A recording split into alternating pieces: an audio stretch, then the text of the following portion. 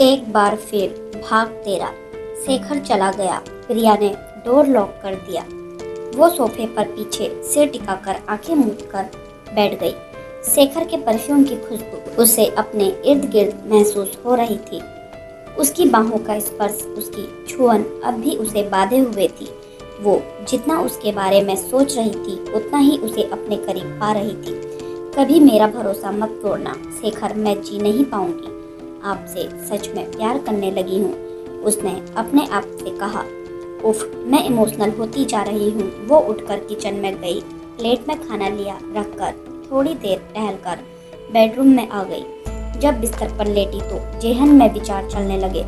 सच में मैं बहुत जल्द उसकी बातों में आ जाती हूँ। मुझे उससे प्यार हो गया है, इसलिए ही मेरा दिमाग खराब हो गया है। सच में प्यार में इंसान होशो हवास खो देता है। उसकी आंखों में देखती हूँ तो छलावा नहीं दिखता। मैं ही नहीं समझ पा रही हूँ, या हो सकता है वो सही हो। शायद मैंने विश्वास करना छोड़ दिया है, इसलिए मुझे सिर्फ गलत ही दिखाई देता है। सोचते सोचते उसे नींद आ गई। ऑफिस के लिए तैयार हो रही थी कि दी का फोन आ गया। आज तुम आओगी? हाँ दी, शाम को आती हूँ। ठीक है, शाम को मिलते हैं। आज उसने of white colour sari, golden और ब्लैक बॉर्डर पहनी, साथ ऑक्सीडाइज्ड इयररिंग्स के साथ लुक कंप्लीट किया। लंबे बालों को ढीली चोटी में गोद दिया। खुद को मिरर में देखकर खुश हो गई। सच में बहुत फ्रेश लग रही थी। ऑफिस गई तो उसके सीनियर मिस्टर अर्जुन चौहान उसे देखकर मुस्कुराए। You look gorgeous. Thank you sir. Office में 2 मीटिंग्स थी, एक लंच से पहले, एक लंच के बाद।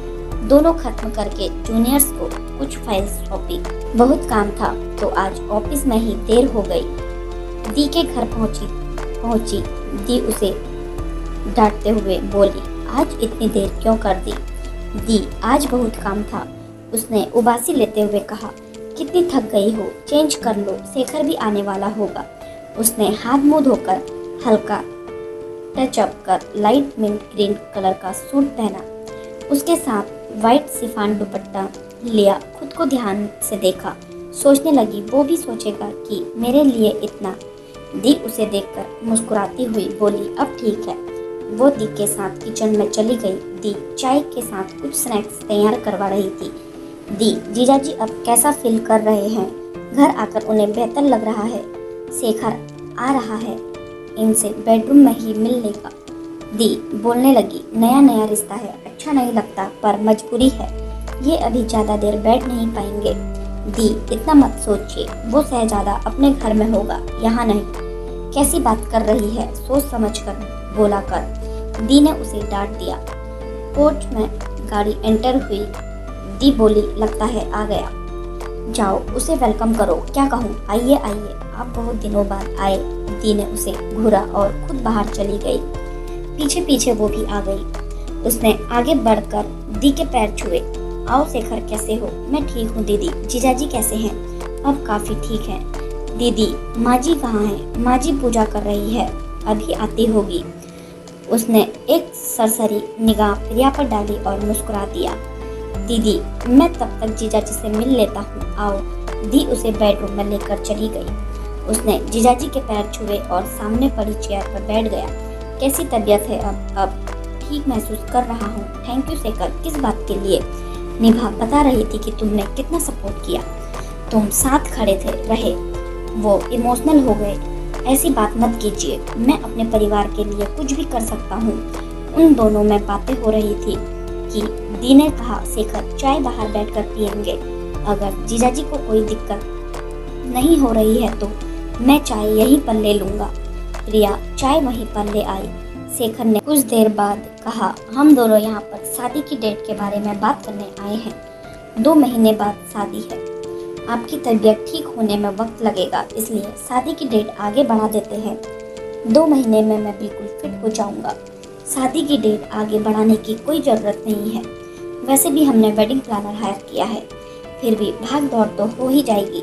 शेखर ने कहा, अरे यार, मैं तो शादी में एज अ शो पीस रहूँगा, बाकी डिपार्टमेंट तो इन दोनों का है। तभी दी की सासू माँ भी आ गई। शेखर ने उनके पैर छुए तो उन्होंने उसका माथा चूम लिया। हमेशा खुश रहो। प्रिया शेखर को देख रही थी कि हद है, मुझसे कैसी बातें करता है और दीदी जीजाजी के सामने कितनी समझदारी दिखा रहा है। बातचीत के इस बात डिसाइड हो गया कि शादी की डेट चेंज नहीं होगी। दी प्रिया को डिनर पर ले जाऊं। शेखर ने प्रिया से न पूछकर दीदी से पूछा। नेकी और पूछ ले जाओ, अब तो ये तुम्हारी है। दी मुस्कुराई। दी आप भी चलिए, प्रिया ने कहा। ऐसा करो, हम सब चलते हैं तुम्हारी डिनर डेट पर। बेअक्ल लड़की शेखर, इसे जल्दी ले जाओ, नहीं तो ये पड़ोसियों को ले जाएगी। चलिए, शेखर ने उसे देखते हुए कहा।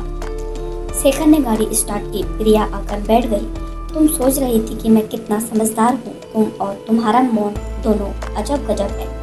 क्या हुआ, अकेले डर लग रहा है? तो फिर ये बताओ कि हनीमून पर किस किस को साथ लेकर जाना है? धीरे ड्राइव कीजिए। डिनर पर क्यों नहीं आना चाह रही थी?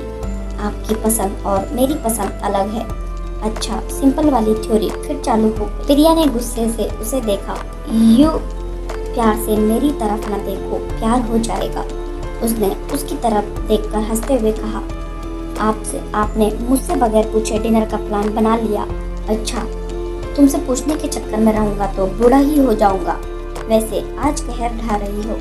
अच्छा, मैंने तुमसे एक बात पूछी थी, तुमने उसका जवाब नहीं दिया था, याद है तुम्हें? उसने गाड़ी की रफ्तार धीमी कर दी। बताओ।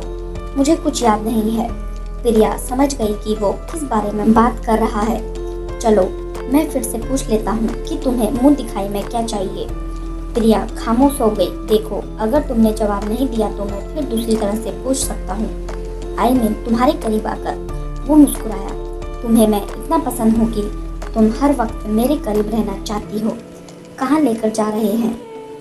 प्रिया ने धीरे से पूछा। जहाँ तुम चाहो। क्या खाओगी? जो आप चाहें। मैं तो बहुत कुछ चाहता हूँ, तुम ही कुछ नहीं चाहती। चलो, आज बादवा ग्रुप्स के होटल रॉयल पैलेस में चलते हैं। जैसे ही उन्होंने एंटर किया, बहुत वार्म वेलकम हुआ। वहाँ बहुत खूबसूरत लाइट्स, बेहद रोमांटिक माहौल, धीमा म्यूजिक, सब कुछ क्लासी था। प्रिया इधर उधर देख रही थी, उसे बेहद अजीब लग रहा था। तभी मैनेजर आया। उसने शेखर को हाथ से इशारा किया। वो दोनों उधर जाकर बैठ गए। कैंडल लाइट डिनर का अरेंजमेंट किया गया था। ऑर्डर करो, आप कीजिए। शेखर ने ऑर्डर किया। जब टेबल सजी तो सब उसकी पसंद का था। शेखर ने उसकी तरफ देखा। आप ये सब खाएंगे? अरे, मैं भी इंसान हूँ। चलो शुरू करो। डिनर खत्म हुआ। मीठे में क्या खाओगी? नहीं, आप ले लीजिए, मैं मीठा अवॉइड करता हूँ। बाहर आकर शेखर ने उससे पूछा, लॉन्ग ड्राइव पर चलोगी क्या ख्याल है? चलोगी? क्या ख्याल है? एक बेहतरीन लवर के साथ लॉन्ग ड्राइव कैसी रहेगी? अपनी इतनी तारीफ कोई कैसे कर सकता है? प्रिया सोच रही थी। देर हो जाएगी, उसने धीरे से कहा। नहीं होगी, आज मौसम कितना हंसी है, चांदनी रात और लंबे रास्ते। वो समझ गई कोई फायदा नहीं है, करेगा तो अपने मन की तंग करने के मौके खोज रहा है। वो चुपचाप गाड़ी में बैठ गई। शेखर ने गुनगुनाना शुरू कर दिया। मैं तेरे इश्क में मर जाऊं, कहीं तू मुझे आजमाने की कोशिश न कर। प्रिया ने सीट में पीछे सिर टिकाकर आंखें बंद कर ली। वो सचमुच उसका गाना एंजॉय कर रही थी। उसने थोड़ी देर गाने के बाद गाना बंद कर दिया। प्रिया ने आंखें खोलकर देखा। वो उसे ही देख रहा था। आप बहुत अच्छा गाते हैं। इस इज्जत अफजाई